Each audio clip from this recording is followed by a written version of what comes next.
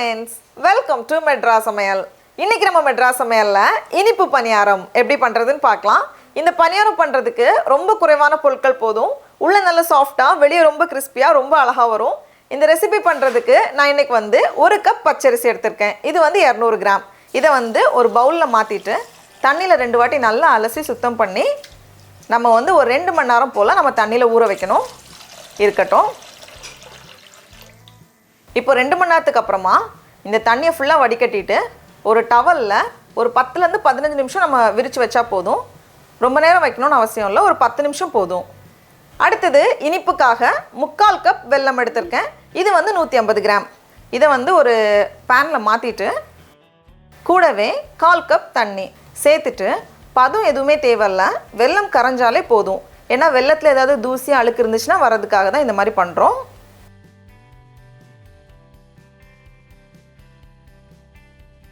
இப்போ 15 நிமிஷத்துக்கு அப்புறமா இதை நம்ம ஒரு மிக்ஸி ஜாரில் மாற்றிடலாம். கூடவே நல்ல வாசனைக்காக 4 ல இருந்து 5 ஏலக்காய், அப்புறமா ஒரு சிட்டிகை உப்பு எல்லாத்தையும் சேர்த்துட்டு இது ரொம்ப மையாக அரைக்கணும்னு அவசியம் இல்லை, கொஞ்சம் நல்லா பவுடர் ஆனாலே போதும். அடுத்தது இதில் சேர்க்கறதுக்காக நான் நல்லா பழுத்த வாழைப்பழத்தில் ஒரு பெரிய சைஸ் வாழைப்பழம் எடுத்திருக்கேன். சின்ன சைஸ் வாழைப்பழம் அப்படின்னா 2 எடுத்துக்கோங்க, ரொம்ப சின்னதுன்னா நமக்கு 3 தேவைப்படும். இப்போ இதையும் சின்ன சின்ன பீஸாக கட் பண்ணி இதுக்குள்ளவே நம்ம சேர்த்துடலாம். கூடவே நம்ம ரெடி பண்ணி வச்சுருக்கோம்ல வெள்ளைப்பாகு, அதுலேருந்து எல்லாமே சேர்க்க தேவையில்ல, கொஞ்சமாக சேர்த்தோம் அப்படின்னா அந்த வாழைப்பழம் நல்லா அரைப்படும்.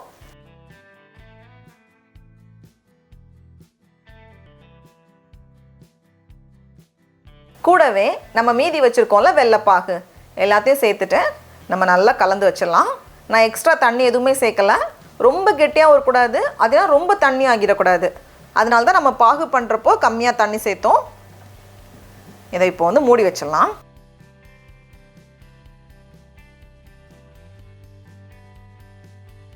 மாவு கலந்து ரெடியாக இருக்குது.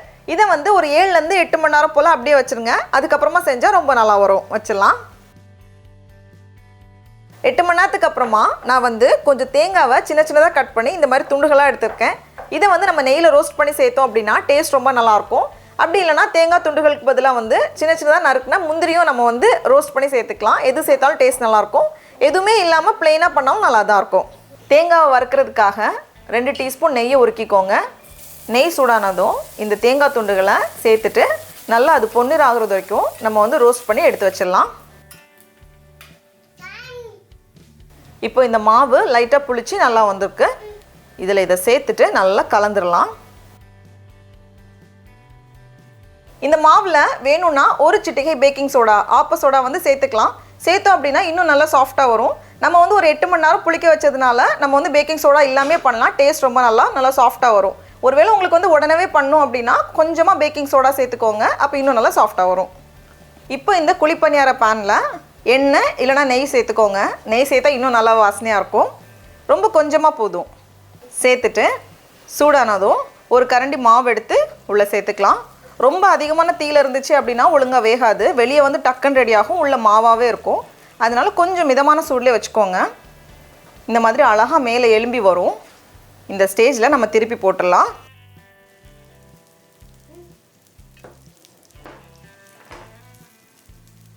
திருப்பி போட்டுட்டு 2 பக்கமும் நல்லா செவந்து வந்ததும் இதை எடுத்து நம்ம வெளியே வச்சிடலாம். அவ்வளோதான்.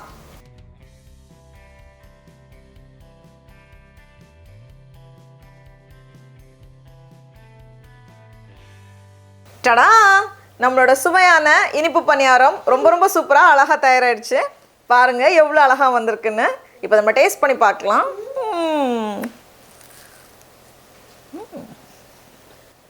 ரொம்ப சூப்பராக இருக்குது. வெளியே அந்த லேயர் நல்லா கிறிஸ்பியாக இருக்குது, உள்ளே நல்லா சாஃப்டாக இருக்குது.